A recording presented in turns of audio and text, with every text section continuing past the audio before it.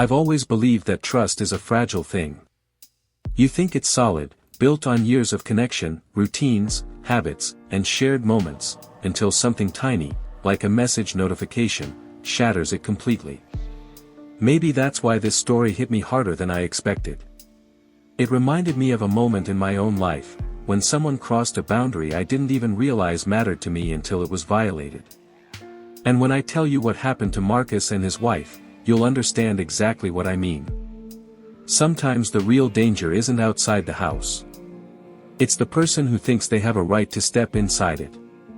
Marcus never imagined his quiet suburban life would turn into the kind of twisted nightmare he'd only seen in cautionary workplace videos. He wasn't the type to chase drama. If anything, he avoided it. He woke early, kissed his wife Emily good morning, made coffee strong enough to wake the dead, and headed to the office before traffic got unbearable. And every day, without fail, he checked his emails, buried himself in spreadsheets, and answered to his boss, Victor Hale. Victor wasn't the intimidating, loud caricature people picture when they think of horrible bosses. No. Victor was polished. Calm. The kind of man who smiled too much and never raised his voice, yet everyone feared disappointing him. He dressed in crisp suits, wore a wedding band he never talked about, and had a stare that lingered a few seconds too long. Especially on people he considered interesting. Marcus had noticed it, but he never thought much of it. He figured it was just Victor's way, strange, but harmless. And when you've got bills to pay, you learn to ignore certain red flags. Emily, on the other hand, had always disliked Victor. She couldn't explain why. She only said, "There's something off about him," whenever Marcus mentioned his boss. Marcus brushed it off as intuition. He loved that she cared, but he didn't see any reason to worry. After all, nothing unusual ever happened. And then it did. It was a Thursday evening, and Marcus had just stepped through the front door when Emily called his name, not with her usual warmth, but with a tension that pulled the air tight. He walked into the living room and saw her sitting rigidly on the couch, holding her phone with both hands. She wasn't crying. She wasn't angry. She was stunned. Frozen in a way that told Marcus something was very, very wrong. He opened his mouth to ask what happened, but she held out her phone instead. That single motion stopped his breath. Marcus had never seen her look at him like that. Suspicious, hurt, confused. "Your boss," she whispered. "Victor, he sent me this." Marcus felt his pulse slam in his ears as he reached for the phone. The screen was bright, the message thread open, and there it was, a long, smooth paragraph from Victor Hale himself, time-stamped at 11:23 p.m. the night before. Too late for any professional reason. Too intimate for any colleague to ever send. But the words were worse. "Emily, I hope you don't mind me reaching out here. I didn't want to bother Marcus with something so personal.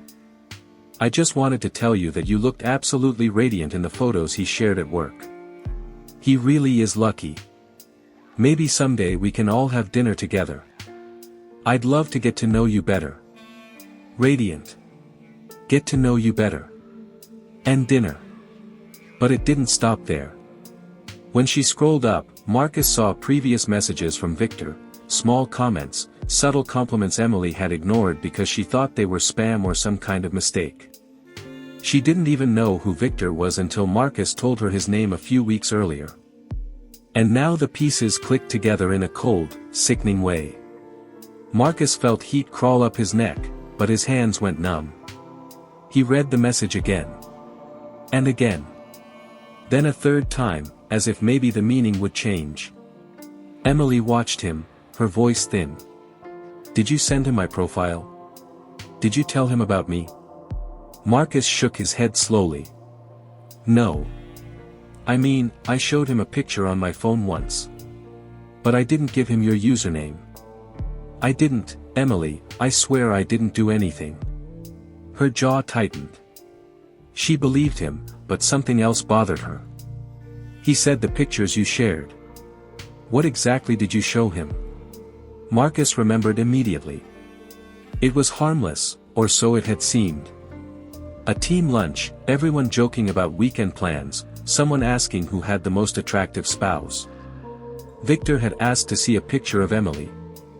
And because Marcus didn't think twice, he showed him one. Just one. A simple moment. A careless mistake. Emily swallowed hard. So he saved it. Marcus didn't want to admit it, but yes. Victor had saved that photo. And somehow found her profile. And then messaged her privately. Marcus felt a fury rise inside him, not loud, not wild, but cold.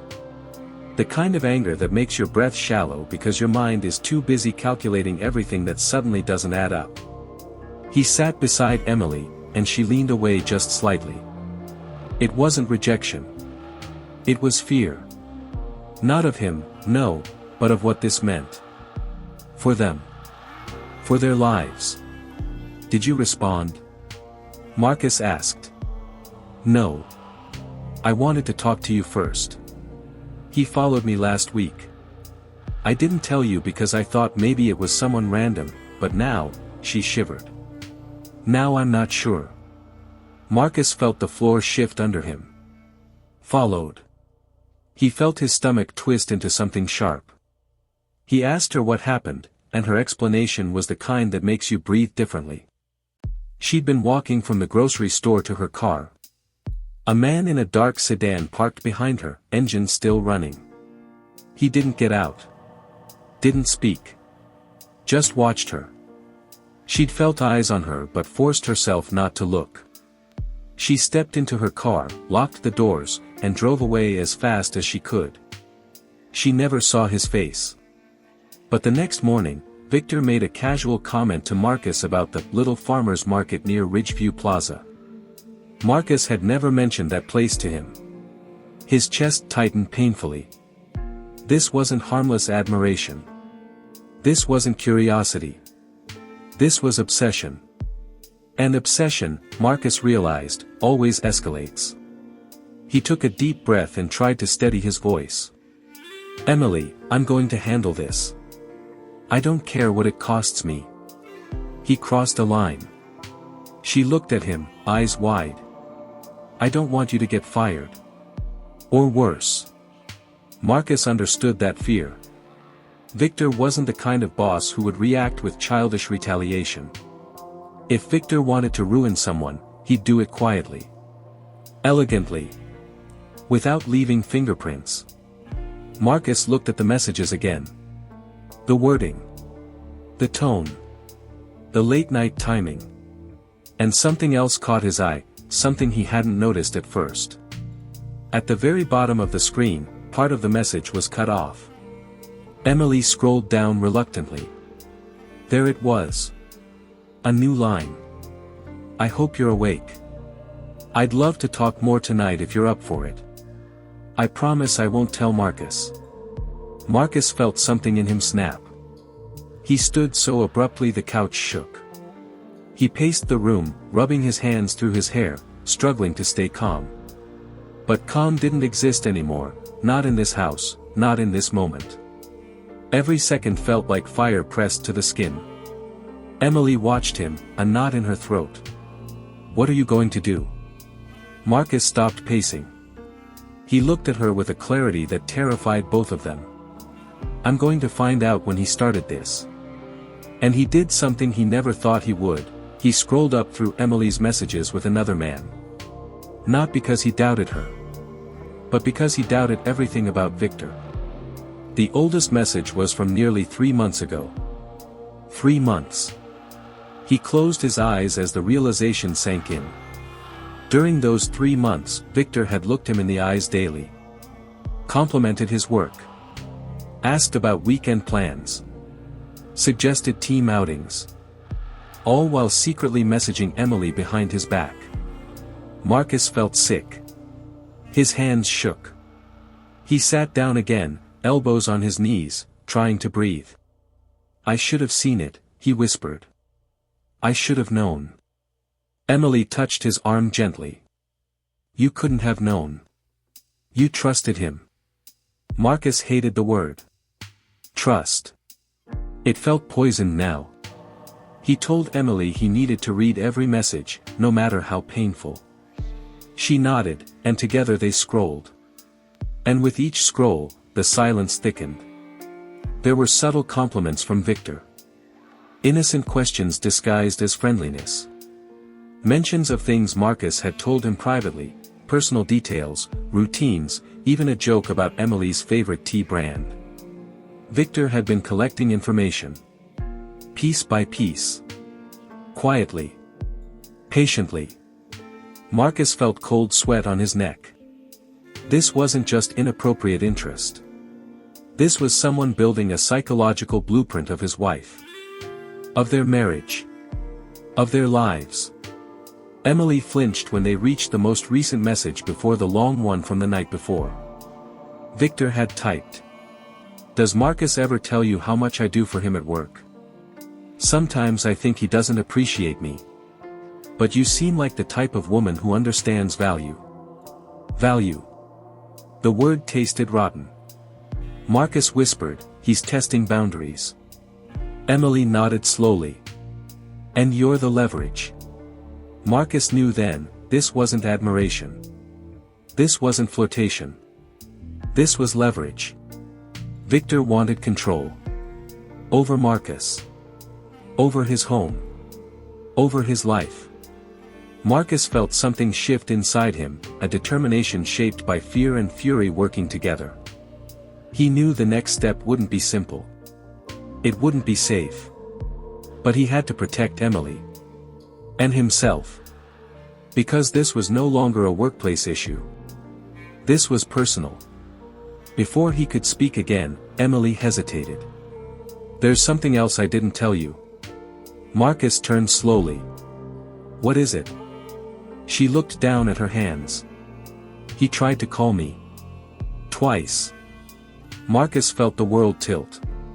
"When?" he demanded. "Last week. At night. Unknown number." "I didn't answer. But I'm pretty sure it was him." Marcus's fists clenched so tight his knuckles burned. He stood again, walking to the window, staring at the quiet street outside their home. A home that now felt defenseless. Exposed. He whispered, "He's not going to stop." Emily swallowed. "So what do we do?" Marcus looked at her and made a decision that would change everything. "I'm going to the office tomorrow. And I'm going to find out why he's doing this." Emily grabbed his hand. "Don't confront him alone." Marcus nodded, though he wasn't sure he could keep that promise. That night neither of them slept. Emily stayed curled at his side, her breathing shallow. Marcus lay staring at the ceiling, counting the hours, imagining what Victor's face would look like when he realized Marcus knew. But what Marcus didn't know, what he couldn't possibly imagine, was that Victor had been planning something far darker than late-night messages. And the next day, Marcus would uncover the first piece of a truth that would put everything, his marriage, his job, and even his safety, at risk. Because Victor wasn't obsessed. He was fixated. And fixations always demand an ending. Marcus woke before the sun rose, not because his alarm rang, but because his mind refused to let him rest. He lay in the dim quiet of his bedroom, staring at the faint outline of the ceiling fan above him. Emily slept beside him, though sleep felt like an exaggeration. She hadn't drifted off so much as collapsed into an exhausted haze, only to twist and turn through the night. Marcus watched her shoulders rise and fall, her breaths uneven, and a protective instinct tightened around his chest like a belt pulled one notch too far. He knew one thing: today would not be normal. Today he had to walk into the same office where Victor Hale sat behind a polished glass desk, acting like he owned every person who worked under him. Today Marcus had to look that man in the eyes knowing what he'd done, what he tried to do. And the worst part wasn't the message Victor sent. It was everything Marcus now understood between the lines. Marcus slipped out of bed, moving quietly so he wouldn't wake Emily. He brushed his teeth, splashed cold water on his face, and caught his reflection in the mirror. He looked older, tired in a way that didn't come from lack of sleep. It came from betrayal. Disgust. Fury he couldn't show at work, at least not until he knew exactly what he was walking into. By the time he dressed and grabbed his keys, Emily had woken and appeared in the doorway, hair messy, eyes heavy with anxiety. "Be careful," she whispered. Marcus kissed her forehead. "I will. But promise me you won't confront him alone. Promise me you won't let him twist anything." Marcus held her gaze. He wanted to promise. He really did. But he also knew Victor. Victor was a puppeteer, the more people around, the more strings he pulled. Marcus had no idea who in the office Victor had groomed, charmed, influenced, manipulated.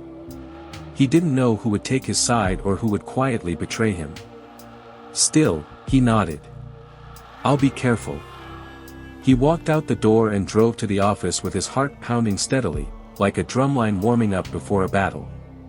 The building looked the same as it always did, gray, reflective windows that hid the emptiness inside. Marcus parked, walked through the lobby, nodded to the front desk guard, and stepped into the elevator. But instead of pressing the button for his floor, he kept his hand hovering for a moment. He needed a plan. He needed clarity. Victor was too calculating to message Emily on impulse. This had been brewing for months.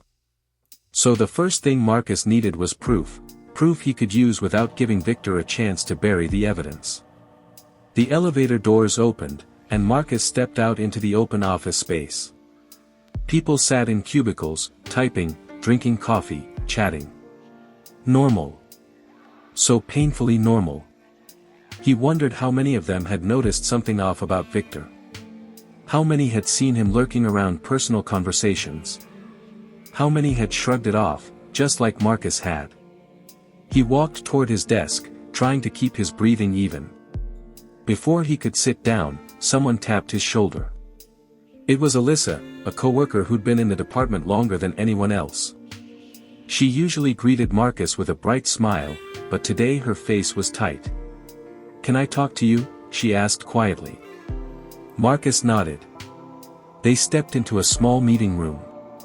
Alyssa shut the door and lowered her voice. "Marcus, look, I don't know if this means anything, but I feel like I should tell you. Victor asked me something weird last week." Marcus tensed. "What did he ask you?" Alyssa hesitated. "He asked if you and Emily were doing okay. Like, personally. I thought maybe he was just being polite, but it felt off. He phrased it strange.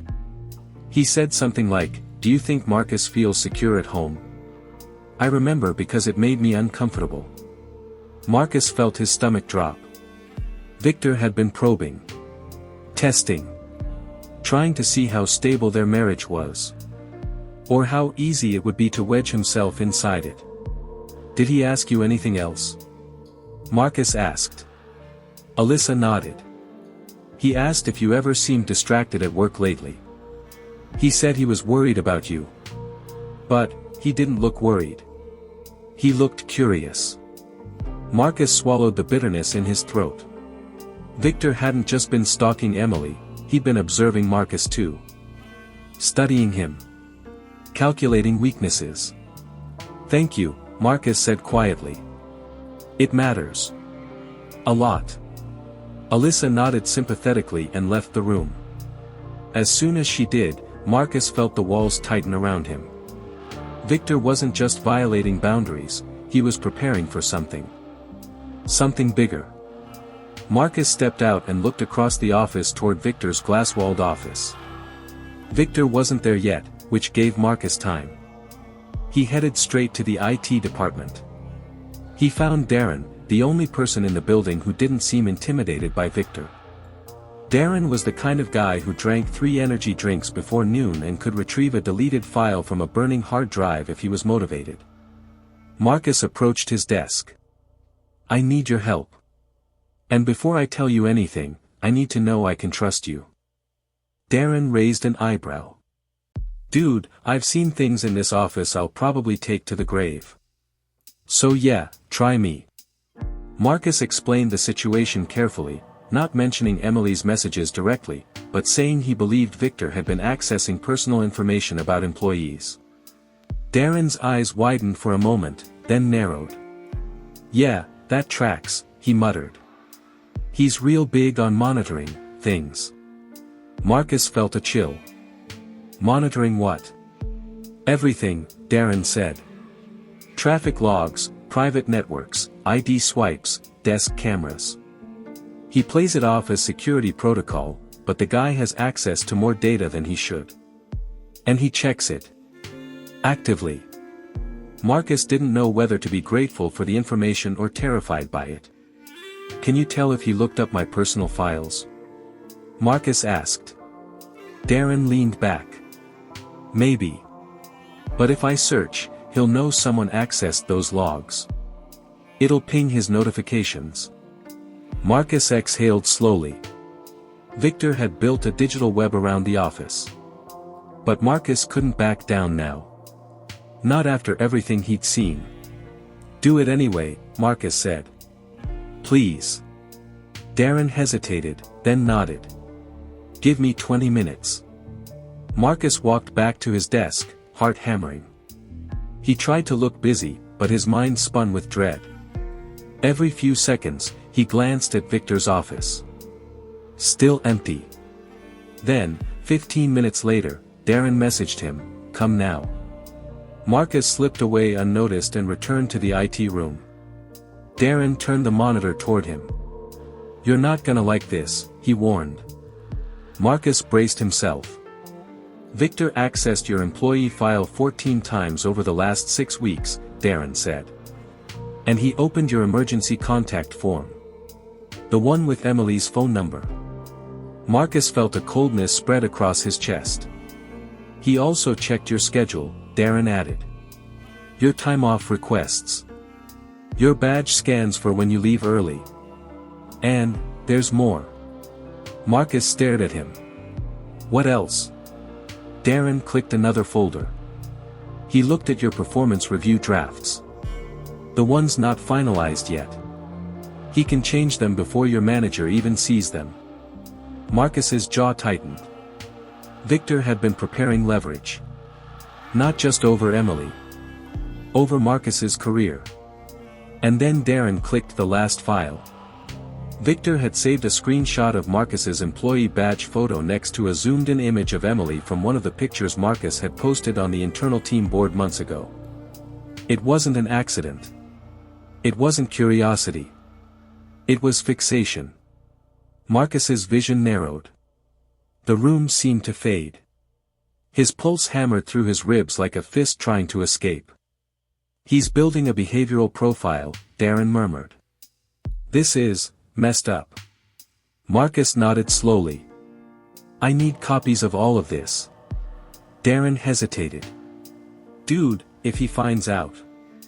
"I'll deal with it," Marcus said firmly. "Just give it to me." Darren loaded everything onto a flash drive and handed it over with a grim look. Marcus slipped the drive into his pocket, thanked him quietly, and walked out. The moment he stepped back into the main office area, he froze. Victor had arrived. He stood in the middle of the room, smiling politely at an intern while holding a coffee cup. But then his eyes lifted, and locked onto Marcus. Marcus forced himself to stay still. Calm. Neutral. Victor smiled wider. "Morning, Marcus." "Morning," Marcus replied, trying to keep his voice steady. "You looked tense walking in," Victor said, stepping closer. "Everything all right at home?" Marcus felt a spike of rage but kept his expression controlled. "Everything's fine." Victor's smile didn't falter. "Good. I care about your well-being. You know that." Marcus's hands curled into fists at his sides. Victor clapped a hand on his shoulder, a gesture he'd used dozens of times before, but today it felt sinister, invasive, almost mocking. "Well, I have something I'd love to discuss with you later," Victor said lightly. "Privately. Swing by my office before lunch." Marcus nodded once and walked away before he could react emotionally. He sat at his desk, breathing slowly, counting seconds, grounding himself. He had proof now. He had evidence. But confronting Victor would be dangerous, especially alone. Emily's warning echoed in his mind. And then his phone buzzed. A message from an unknown number. He opened it, expecting spam. But it wasn't spam. It was a single line. "Does Emily know you're here early today?" Marcus's heart dropped. He looked toward Victor's office. Victor wasn't looking at him now, he was flipping through papers casually, as if nothing had happened, as if he weren't holding the strings of a psychological trap. Marcus deleted the message immediately, mind racing. Victor wasn't just fixated. He was monitoring him in real time. Marcus knew then he needed to get out of the office. He needed to get home to Emily. Whatever Victor was planning, Marcus couldn't let him get any closer to her. He stood quickly, grabbed his bag, and moved toward the exit. But just as he reached the elevator, a voice stopped him cold. "Leaving so soon?" Victor leaned against the wall casually, arms crossed, eyes sharp. Marcus forced himself to breathe. "Not feeling well." Victor tilted his head. "Oh. Should I send Emily a message to let her know you're all right?" Marcus felt fury shoot through him. He stepped closer, lowering his voice. "Don't you ever speak to her again." Victor's smile vanished, not with fear, but with interest. "Ah. So you know." Marcus said nothing. Victor leaned in slightly. "You really should be grateful, Marcus. Not everyone cares about your life as much as I do. Not everyone appreciates what you have." Marcus clenched his jaw. "Stay away from us." Victor's eyes gleamed with something dark. "Or what?" Marcus swallowed every violent impulse running through him. "Just remember what I said." He turned and walked away before Victor could say anything else. He drove home in silence, gripping the steering wheel so tightly his knuckles hurt. When he walked inside, Emily rushed to him immediately. "Marcus, what happened?" Marcus pulled the flash drive from his pocket and placed it on the table.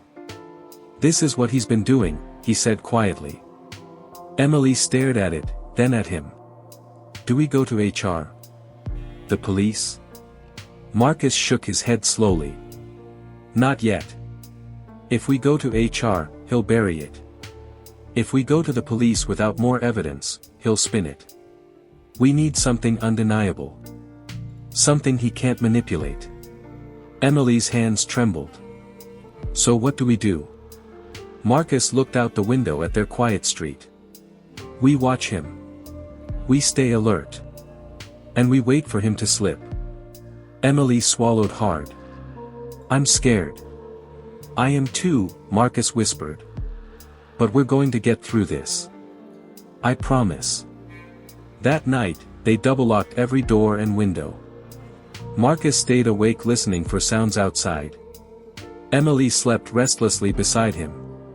But around 2 a.m., Marcus heard something. A car engine. He slipped out of bed and peeked through the blinds. A dark sedan parked across the street. The same one Emily described.